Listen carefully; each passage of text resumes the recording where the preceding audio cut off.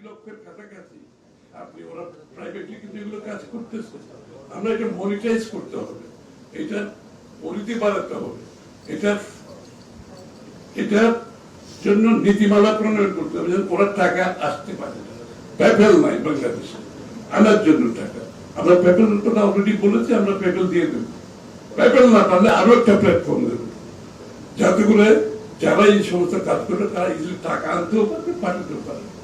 One way traffic দিয়ে কোনো ব্যবসা হয়, আপনি আনা নেওয়া দুইটাই সুযোগ দিতে হবে। এবং গ্রামে গঞ্জে বসে কিন্তু কল সেন্টারে কাজ করতে পারবে, ডেটা সেন্টারে কাজ করতে পারবে। এগুলো আমরা সিদ্ধান্ত নিয়েছি এবং ইন্টারন্যাশনালি এক্সপার্ট যারা আছে অলরেডি বিএনপির সাথে কাজ করতেছে। গভর্নমেন্ট সেক্টর 11 বছর যে এমডি ছিল বাঙালি, he is working with BNP.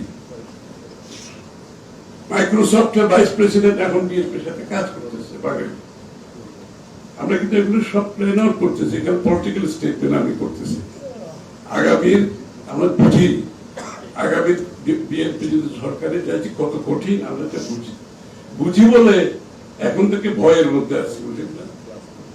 ভয়ের মধ্যে আছি। এভরিডে আমরা প্রস্তুতি কি হবে যাতে 6 মাস 1 বছর 18 মাসে ডেলিভারি যদি আমি করতে না পারি, মানুষের ধৈর্য নেই, কিন্তু বুঝতে হবে আকাঙ্ক্ষা আকাশ চুম্বি। এই জন্য আমাদের এই ভবিষ্যৎ নিয়ে আমরা চিন্তা করছি এবং প্রত্যেকটা স্বাস্থ্য শিক্ষা খাতে স্বাস্থ্য সার্বজনীন স্বাস্থ্যের ঘোষণা আমরা দিয়েছি। অর্থাৎ প্রাইমারি হেলথ কেয়ার আপনাকে ফ্রি দেওয়া হবে, primary health care, preventive health care আপনাকে ফ্রি দেওয়া হবে। এটা বড় গভর্নমেন্টের একটা বিরাট ইনভেস্টমেন্ট আছে।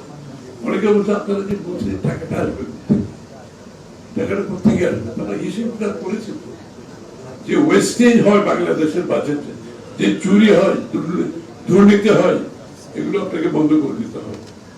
এবং ওই যে সোশ্যাল সেফটি নেটের নামে কত 18টা 20টা না কতগুলো সেক্টরে যায়, এগুলো অর্ধেক হচ্ছে ডেলিভারি হয় না, পয়সা সব চুরি, দুর্নীতি।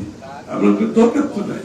আমি তাকে স্বাস্থ্য আর শিক্ষা যদি দিয়ে দিই, একটা পরিবারের মানুষের 10,000 টাকা ছিল, ওটা তো তার পকেটে টাকা। আমি তো ডেলিভারিটা ইজি করতে হবে। আমি ক্যাশ ডেলিভারি করতে হলে চুরি, দুর্নীতি, ডেলিভারি হবে না। এই জন্য আমি ক্যাশ ডেলিভারি দরকার।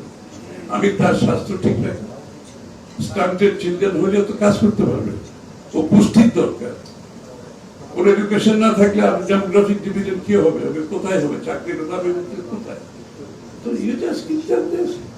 আর কিছু তো লাগছে না।